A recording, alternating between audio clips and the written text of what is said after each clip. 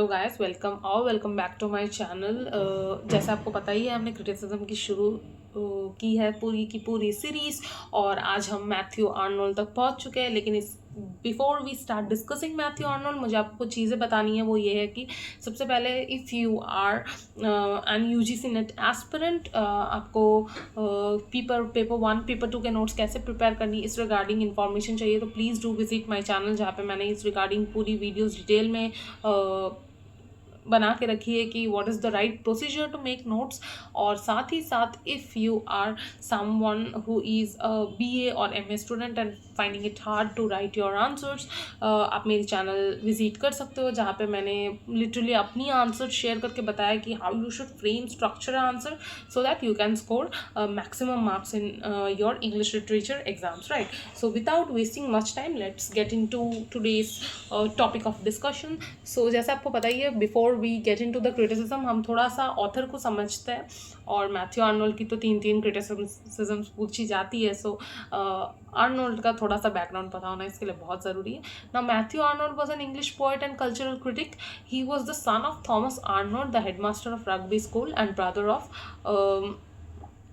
Tom Arnold. So सबसे पहली बात तो ये कि उनको इंग्लिश पोइट भी कहा गया और कल्चरल क्रिटिक भी कहा है, क्योंकि कल्चर पे उन्होंने बहुत कमेंट्स पास किए हैं. उन्होंने कल्चर के बारे में बहुत कुछ बोला है, बहुत बातें की है. What culture is, what culture should be, what culture currently is being followed by people, क्या क्या डिविजन्स है सोसाइटी में, क्या क्या क्या चल रहा है, कैसे चल रहा है, थॉट प्रोसेस क्या है, राइटिंग को लेके थॉट प्रोसेस क्या है, इस पर पूरी बातें की है मैथ्यू आर्नोल्ड ने. साथ ही साथ ही was the son of Thomas Arnold, जो रग्बी स्कूल में पढ़ाते थे, और ब्रदर ऑफ टॉम आर्नोल्ड.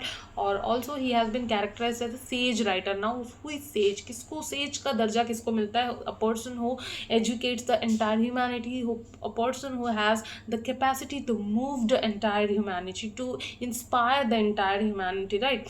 सो इसीलिए यहाँ पे आर्नोल्ड को भी सेज का दर्जा दिया गया है, because he is a type of writer who chastises and instructs on contemporary social issues. So current social issues पे लोगों को इंस्ट्रक्ट करते हैं, चस्टाइज करते हैं.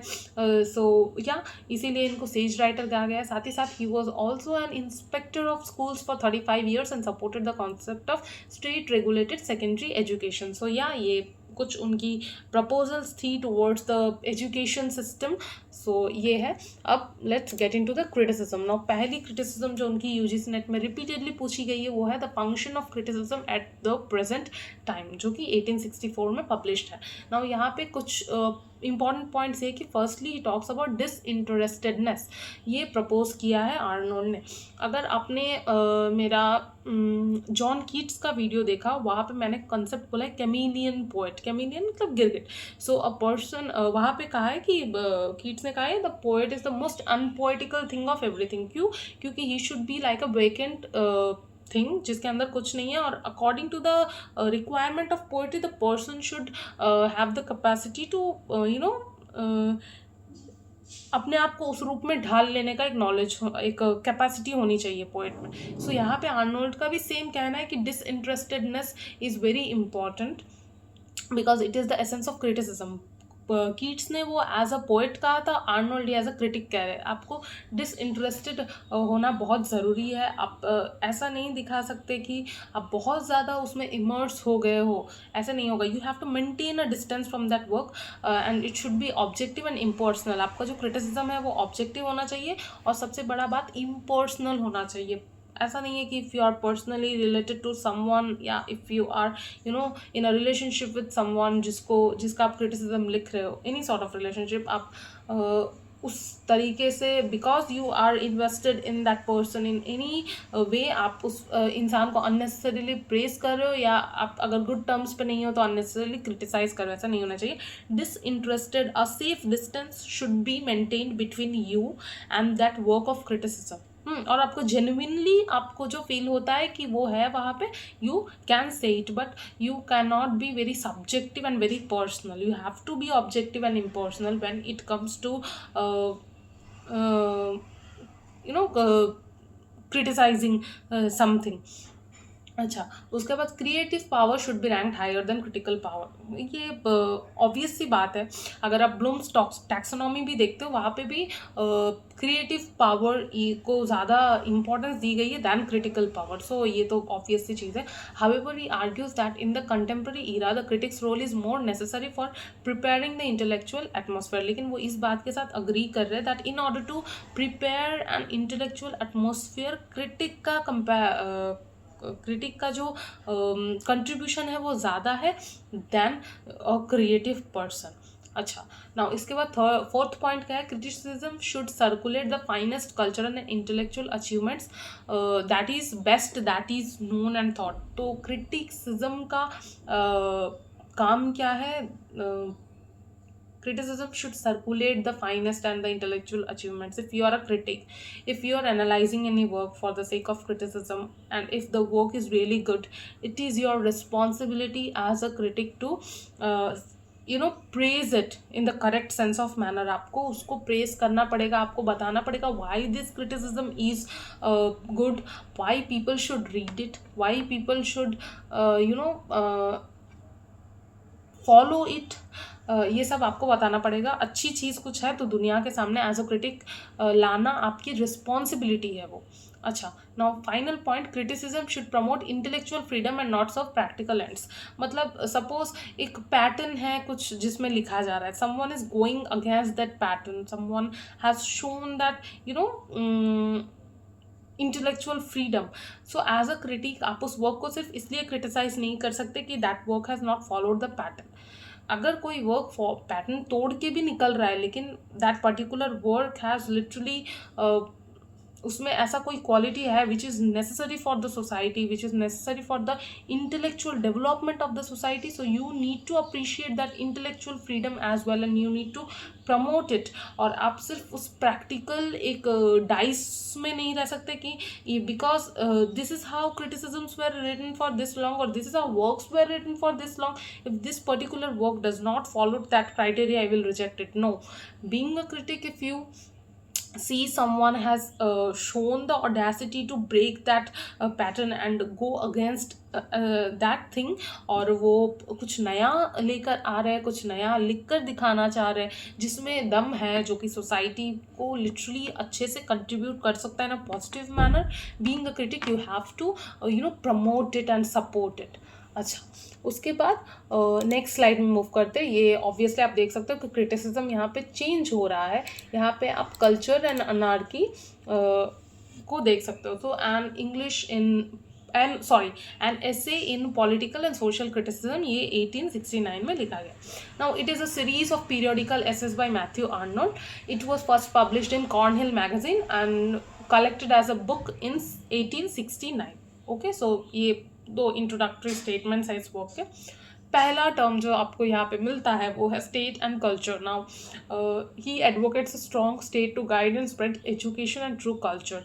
According to him there should be a strong state इतना स्ट्रॉन्ग होना चाहिए कि वो गाइड करे और एजुकेशन एंड ट्रू कल्चर को स्प्रेड करे।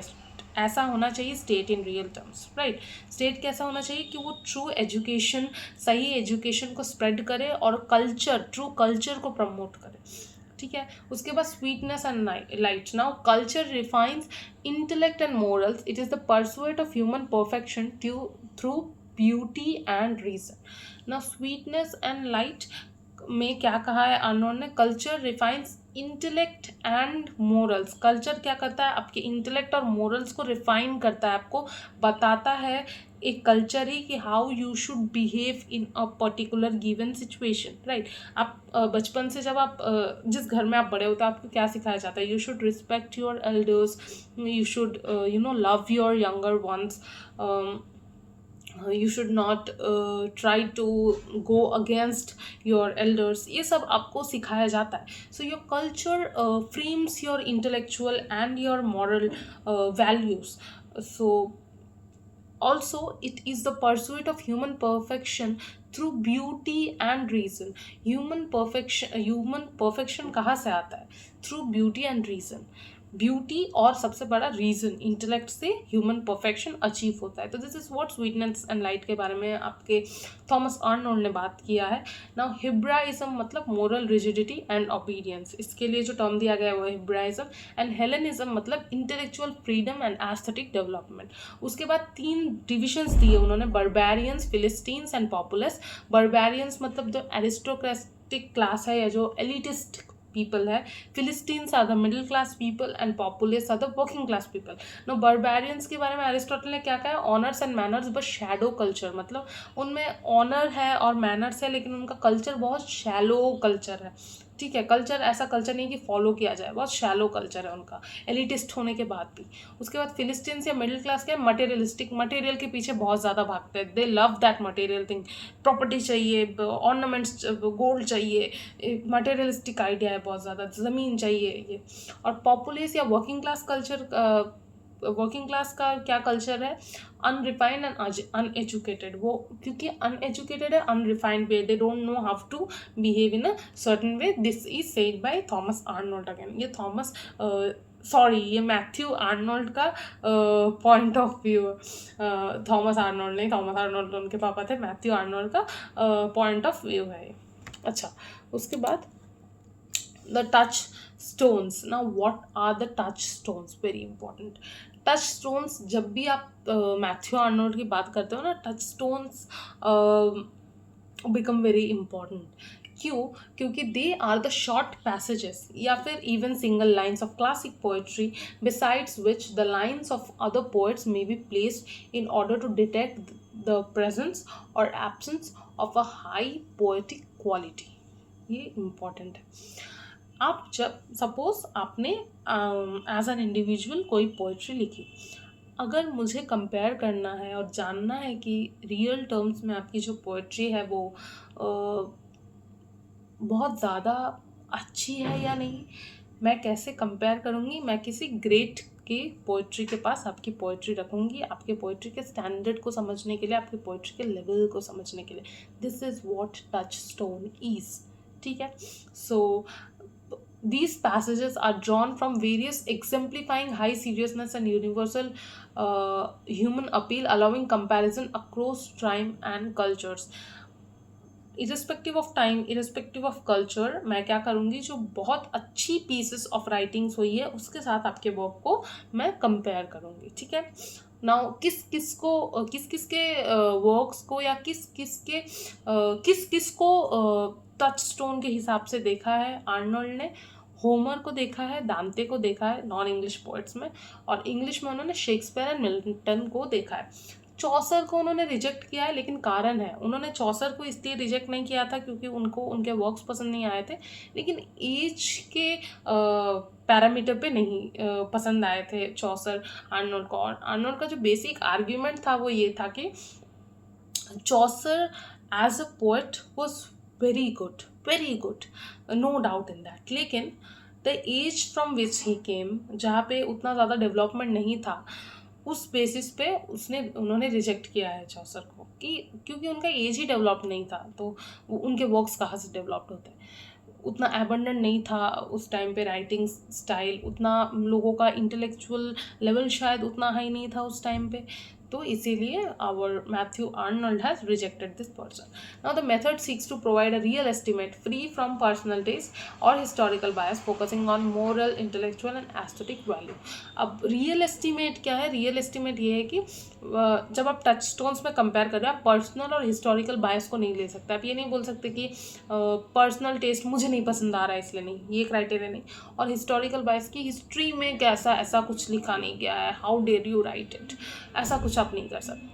ठीक है, या फिर हिस्ट्री में लिखा गया है तो सेम हो गया, ऐसा आप कुछ नहीं कर सकते। आपको moral, intellectual and aesthetic value पे देखना पड़ेगा, क्या मोरली वो अभी भी सही, वो जो वर्क है कंट्रीब्यूट कर सकता है, क्या इंटेलेक्चुअल लेवल पे कंट्रीब्यूट कर सकता है, क्या एस्थेटिक लेवल पे कंट्रीब्यूट कर सकता है। अगर ये तीनों बॉक्सेस टिक हो रही है then your work is as good as the touchstone that it is compared to.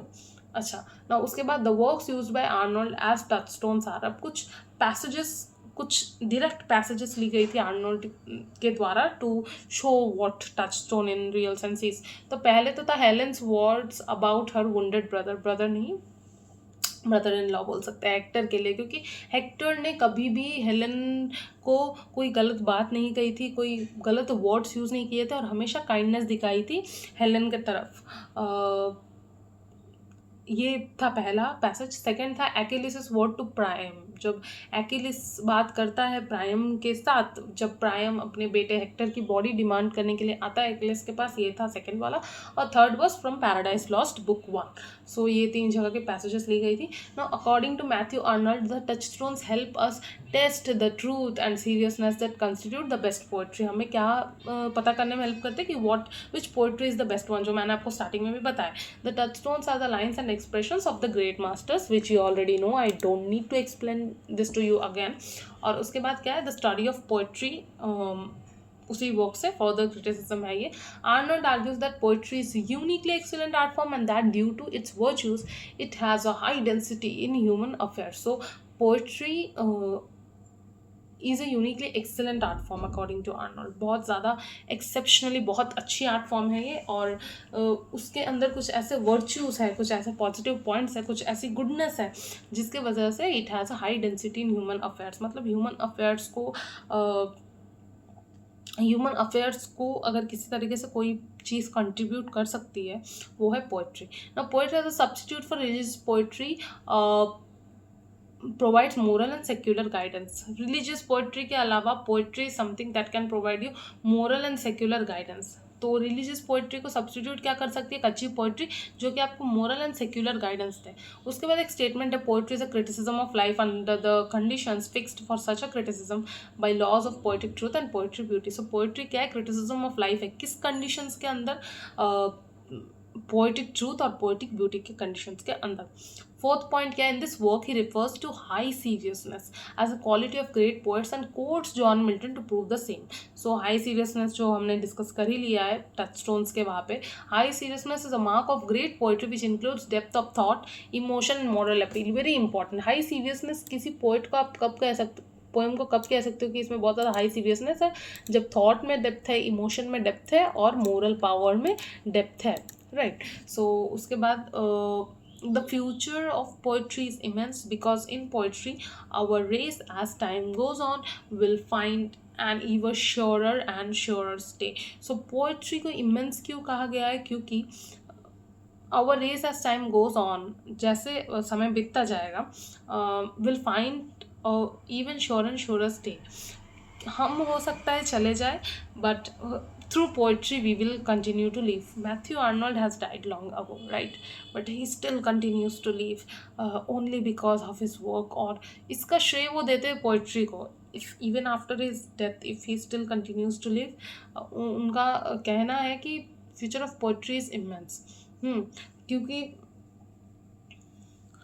Matthew Arnold के जाने के बाद भी poetry is something that is keeping in alive, right. Dover Beach हम आज भी पढ़ते हैं और उसको उतना ही अप्रिशिएट करते हैं।